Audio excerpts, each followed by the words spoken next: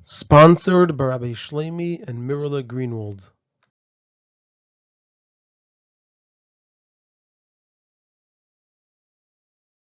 This is a Sicha from Likutei Sichos, Chelek Gimmel, Parshas Bamidbar, Sicha Alef.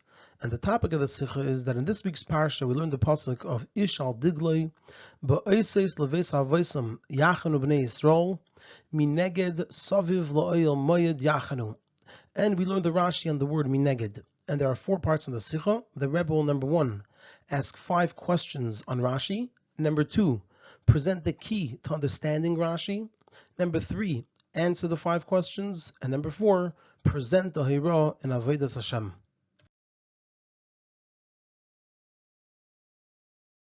On the pasuk of Ishal Digloi, Ba'oiseis leves havoisam Yachanu b'nei Yisrael, Mineged Saviv lo'il moyed Yachanu, which talks about the Yidden camping around the oil moed, around the Mishkan. So Rashi quotes the word mineged, and he explains meirachik mil. It means at the distance of a mil. Like it says in Yeshua, where there it speaks about the Aron traveling and the Yidden traveling behind the Aron. So it says over there, that there should be a distance between you, the Yidden, and it, the Aron, of 2,000 amas, which is the same as a mil. And the reason why this was the distance is so that they should be able to go there on Shabbos, because there's a din of Isser Tchumen on Shabbos, which is that a person is not allowed to travel outside of their place more than the distance of a mil, which is the distance of 2,000 amas. So in order that they should be able to go on Shabbos to the Mishkan, or in the case of Yeshua, to the Aron, so they shouldn't be further than a mil, further than 2,000 amas. And then Rashi concludes, Moshe v'Aaron uvanav alvim, that Moshe, Aaron, and his sons and the Levim, chaynim b'samachlei, they camped right near the oil moed, right near the Mishkan, and not at a distance of 2,000 amas.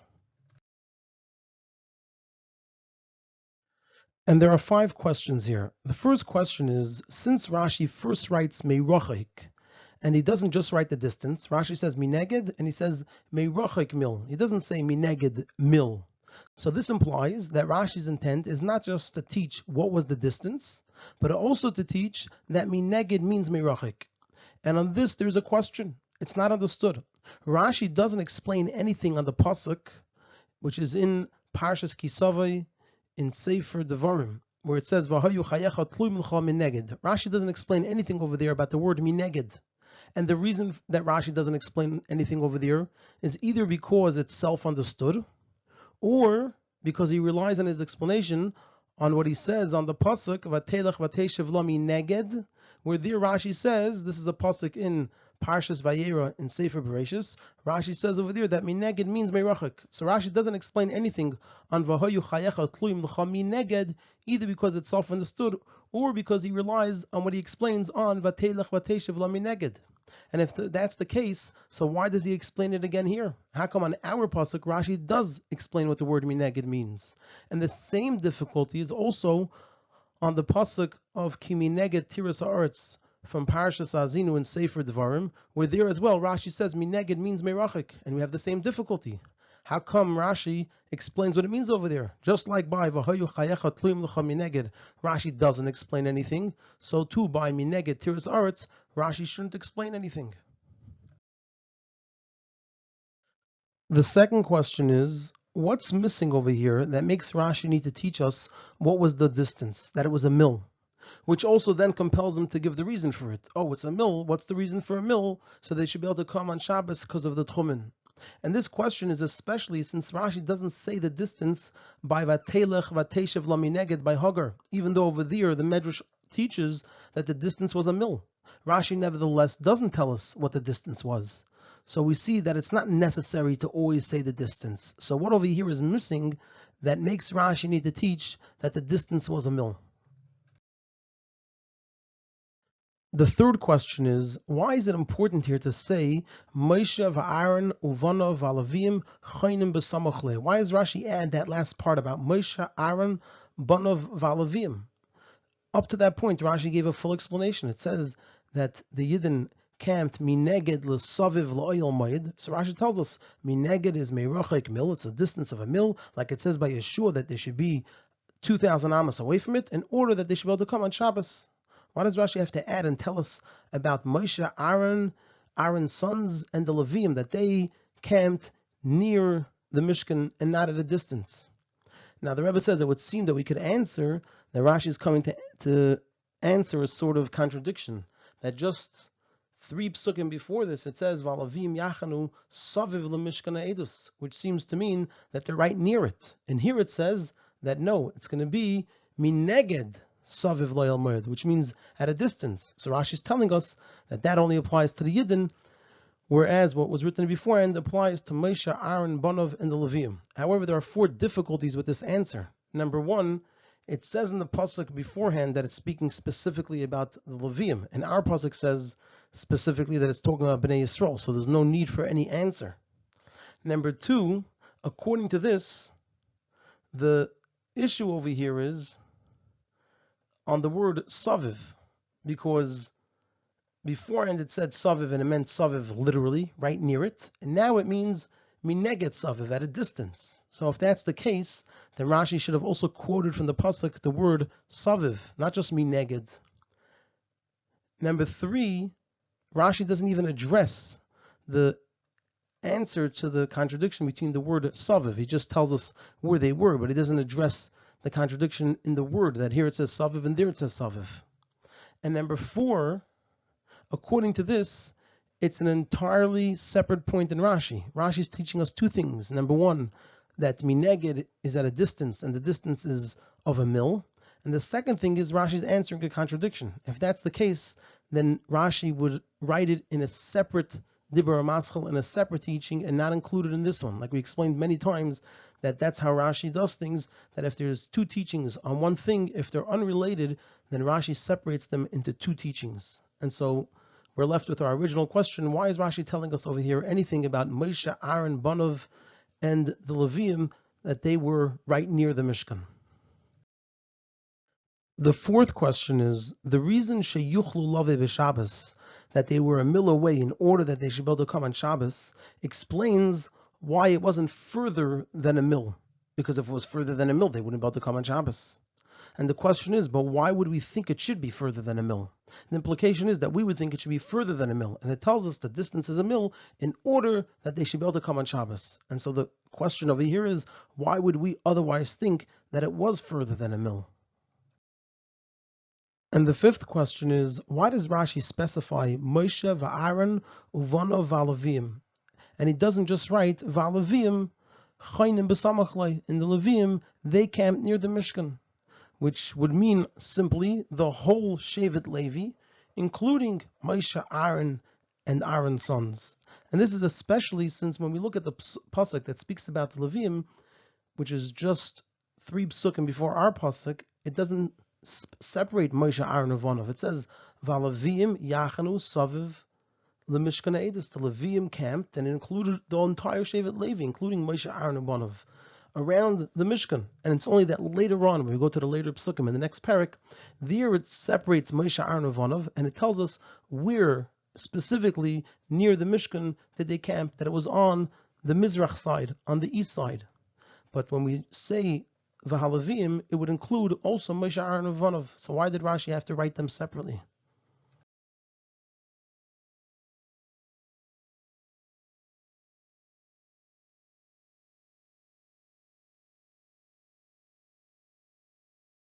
Now we're going to move on to present the key of the Sicha. And over here, the key of the Sicha is understanding the diktuk, the grammar of the word mineged. And once we have an understanding of that, it's going to lead into answering our questions. So the explanation of all of this is as follows. It's understood from many psukim in the Torah that the meaning of the word neged is noichach, which means lefnei, which you could translate as in front of, or facing, or being opposite, or directly across. And so it's understood that also when it says kineged or mineged, it means the same thing. The word neged means noichach, which is lefnei. So neged would be to be in front of something or facing something. So also when it says kineged or mineged, it means the same thing, since it's the same word with one of the oisiyos hashimush. It's a letter that is added to the word, but it doesn't change the word in its basic meaning. So let's say, for example, we have the word Mitzrayim, and then we could have Mimitzrayim, or Bimitzrayim, or Limitzrayim. The word stays Mitzrayim, and just a letter that is a prefix to the word to tell us that it's either from Mitzrayim, or in Mitzrayim, or to Mitzrayim. So just like Neged means to be in front of something, or directly across it, that's also what Kineged or Mineged means. It's just that it's adding a letter to tell us a detail of it.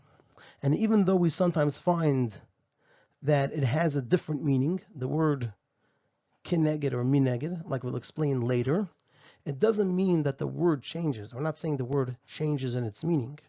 That now it doesn't mean noichach, it doesn't mean lefnei anymore. But rather that another meaning is added to it in addition to its meaning, to it meaning noichach. It does mean noichach, and it also means something else. Why are we adding this meaning? In this case, we're talking about the word neged, where now it's going to be kineged or mineged, which this added meaning fits with the content of that pasuk. The content of the pasuk informs us of an additional meaning to this word. Not a different meaning, an additional meaning. So meaning what we're saying over here is that the noichach is a certain type of noichach. So we're not changing what the word means. Noichach is going to remain. Neged is going to mean noichach, which means lefnei, to be in front of something, facing something, directly across from it. But there's a type of noichach that we learned that it means based on the content of the pasuk. And we're going to explain now. In other words, noichach comes out as just a general concept. And it can be noichach in different ways. Like it could be across from it at a distance. Or it could be surrounding it. Or it could be noichach from a specific side. And in a number of places, the content of the pasuk informs us that in this case, it's specifically one of these examples. What type of neichach? The neichach of that of a distance. What type of neichach? That it's surrounding it. What type of neichach? As we'll see, it's only from one side, from the Mizrach side. And like in the pasuk of Ezer Kenegdoi, and Rashi explains over there, Zacha, if the person is Zeicha, then Ezer. It's talking about a person marrying a woman.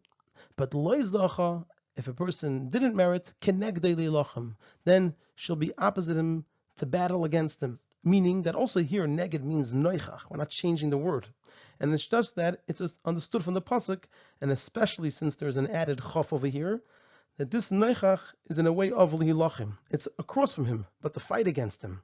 And so too in the pasuk of neged ahar, and Rashi explains lemizrachi. It means they were on the east side of the mountain. This is talking about when the Yidden came to Har Sinai. And then Rashi says, v'chol mokim shata moitza neged, Panim l'mizrach. Whenever you find the word neged, it means to the east. What Rashi means to say over here is that if it's talking about a specific side, if you see from the content of the pasuk that it's talking about a specific side, then the word neged, which means neichach, which means across of it, or opposite it, or facing it, is specifically to mizrach. So in short, what we're saying over here is that the word neged always remains the same. And it's just that it's a general word that can be applied in different ways, because it could be across, just across, but it could be across at a distance, or surrounding it, or across from it on a specific side. And if the content of the pasuk informs us that it means one of these specific things, not just a general being across from it, but in a specific way, then that's what it's going to mean in this pasuk. But not that we're changing the word of neged. And like the examples that we gave of Ezer Kenegdoi, which means opposite him, but to fight against him. And like where it says neged ahar, which means opposite it, but on which side? The side of Mizrach.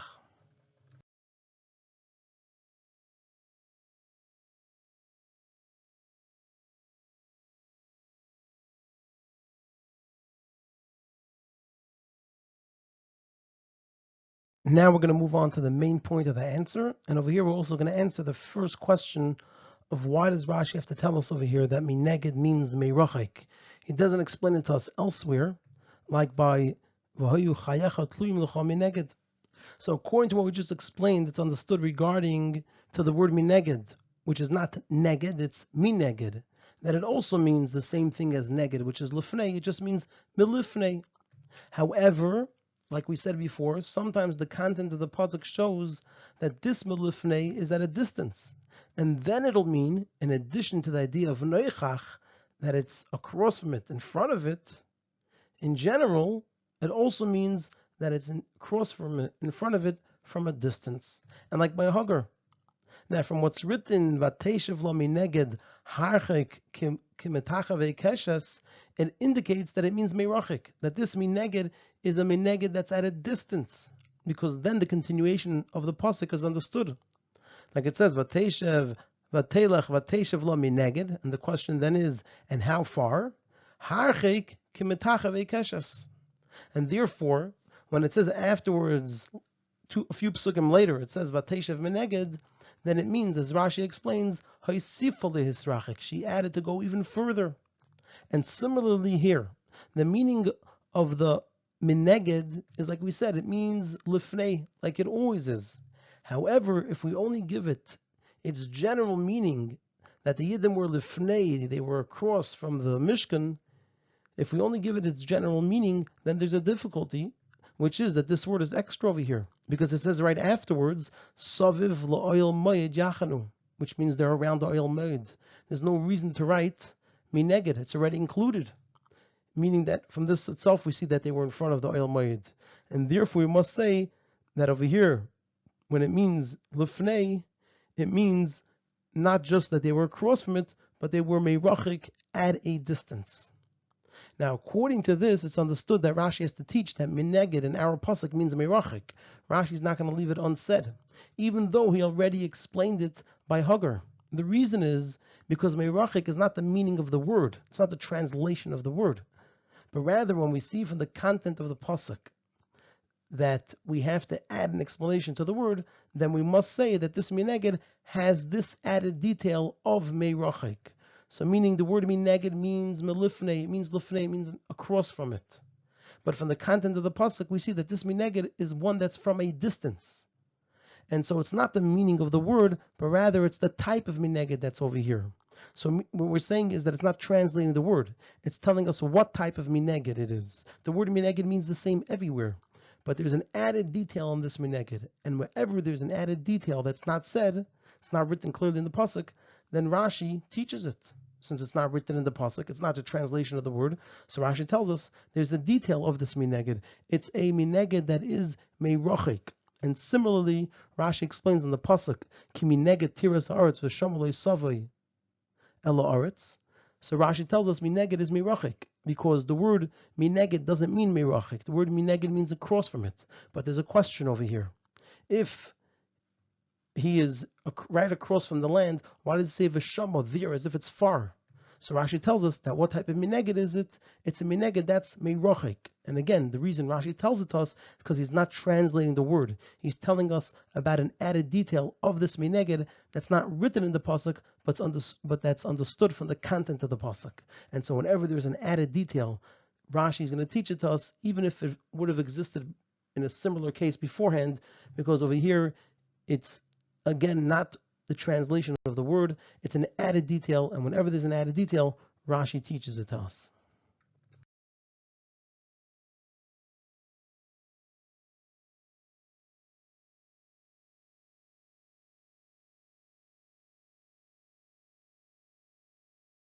Now we're going to move on to answering questions number 2 and questions number 4.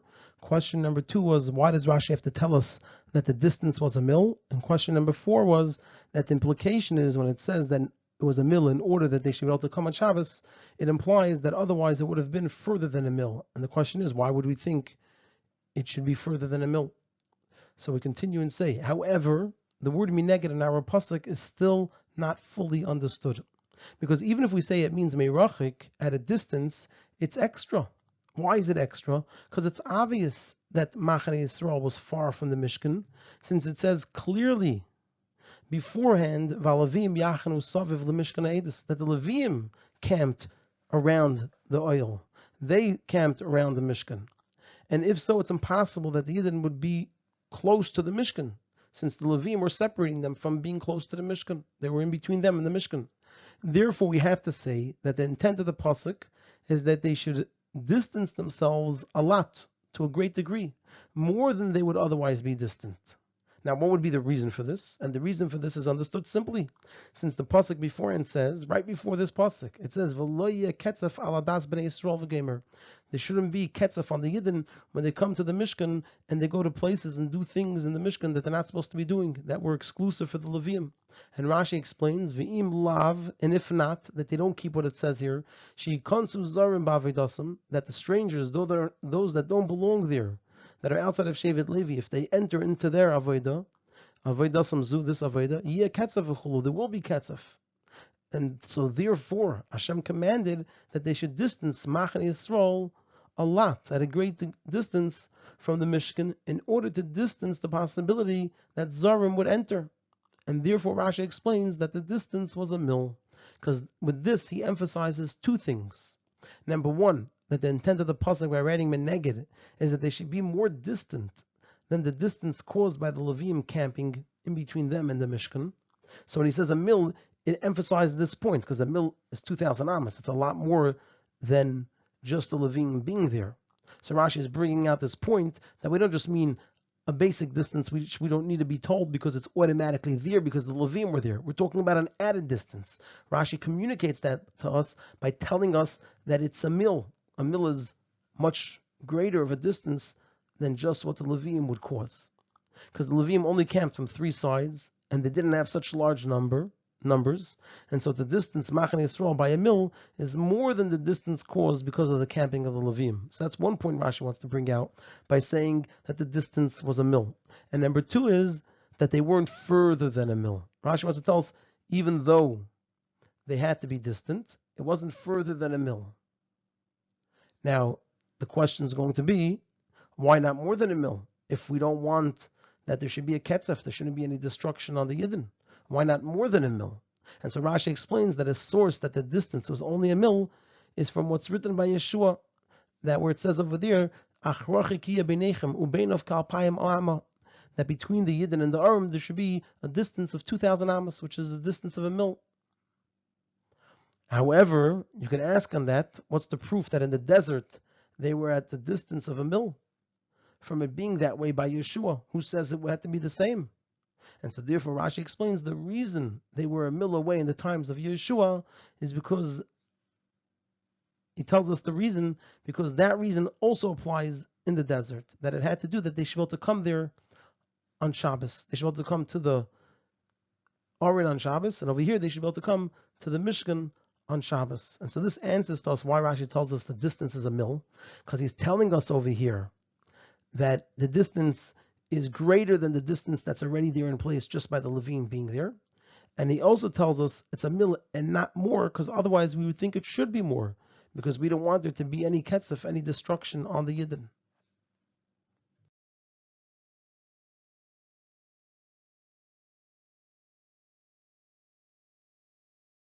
Now we're going to move on to the next section of the answer, and here we're going to complete some of the previous points and also lead up to answering questions 3 and 5, which we're going to answer in the next section.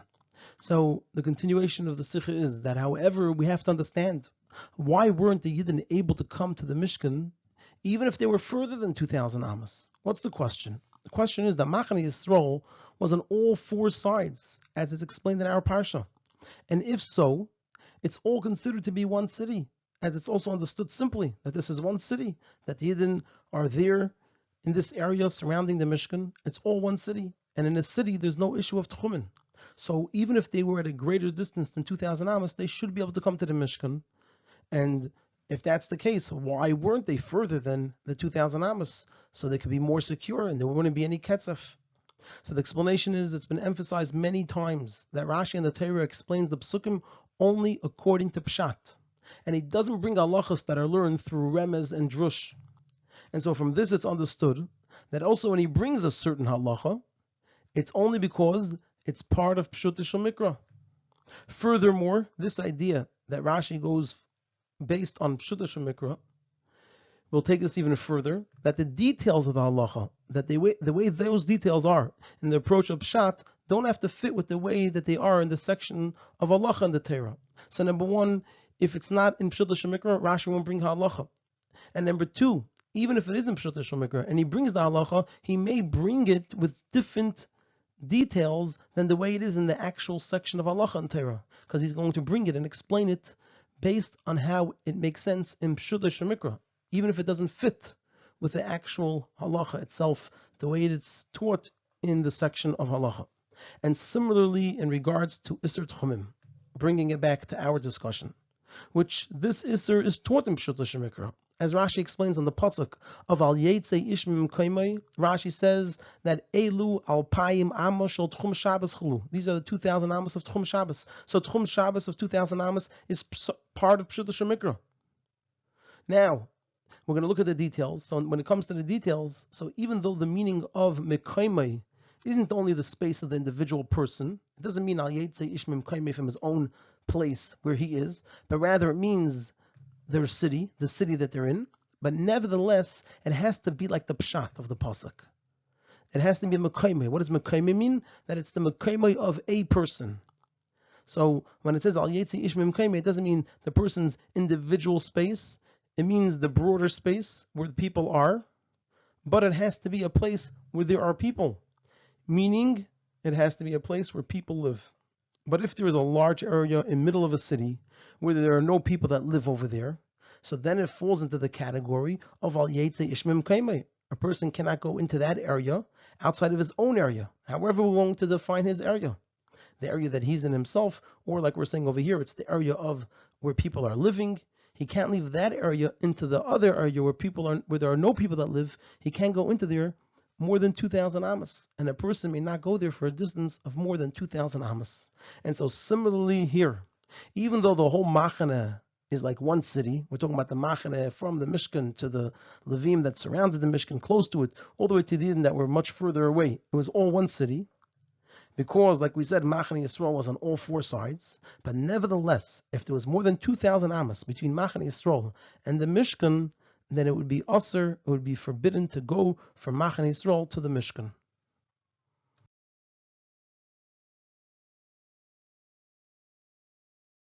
Now we're going to move on to answer the third and fifth questions. The third question was, why does Rashi have to conclude and tell us Moshe v'Aaron uvanav v'Levim chaynim b'samachlei? Why does he have to tell us where Moshe, Aaron's sons, and the Levim camped, that they camped near the Mishkan?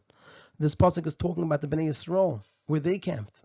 And the fifth question was, if Rashi is telling it to us, why does he tell it to us and he separates Moshe v'Aaron uvanav from the Levim? Why doesn't Rashi just say v'Levim, which includes everyone, all the Levim, as well as Moshe, Aaron, Uvanav? So we continue. However, according to this, that in Pshuta Shemikra, the definition of Mekaimei is a place where people live, then the question now becomes, why couldn't there be more than 2,000 amas between Machane Yisrael and the Mishkan, and they should still be able to come there on Shabbos? Why would they still be able to come? Because Machane Leviah was around the Mishkan. It was right around it. And it's obvious that also Machane Leviah is included in Mekaimei. It's a place where people are living. And if that's the case, if so, then they could also come on Shabbos if they were 2,000 amas away from Machane Leviah. That's the Tchum, so 2,000 amas away still allows them to come. But that is more than 2,000 amas away from the Mishkan. So they didn't have to be 2,000 amas away from the Mishkan. They had to be 2,000 amas away from Machane Leviah, which is more than 2,000 amas away from the Mishkan. And according to what we said, in order to avoid Ketzef, Machane Yisrael should be as far as possible. So why was the limit at 2,000 amas? Therefore, because of this difficulty, Rashi concludes, Moshe v'Aaron uvanav v'Levim chaynim b'samachlei, meaning that not just the Levim in general camped close to the Mishkan, but rather also Moshe v'Aaron uvanav camped close to the Mishkan. And regarding specifically Moshe v'Aaron uvanav, it teaches in the pasuk right after this section, the next section, teaches that they and only they camped on the Mizrach side of the Mishkan. And all the other Levim camped on the other three sides. And if so, it comes out that on the Mizrach side, on that side, the Machane Yisrael couldn't be more than 2,000 amas away, except for the small space of the tents of just Moshe v'Aaron uvanav. That's not something of great significance. So on the Mizrach side, they could only be 2,000 amas away from the Mishkan, not more. And since on the Mizrach side it had to be this way, that they had to be 2,000 amas away, so they didn't distinguish among the Shvatim, and everyone was the same distance, 2,000 amas from the Mishkan.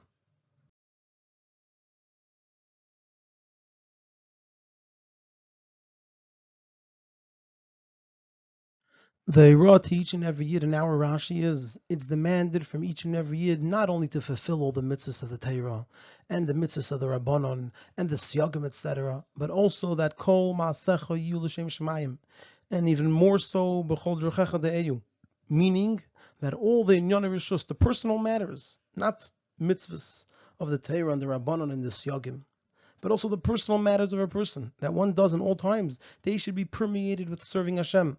However, there are those who claim that this matter is very difficult. It makes sense that on Shabbos and Yom Tov, and so too in the times of Torah and Tefillah during the week, which they are similar to Shabbos and Yom Tov, where one is free from all material matters, then it makes sense that it can be Teichei Rotz of Ava, the inside of a person's heart is coated with love, and to be occupied in serving Hashem.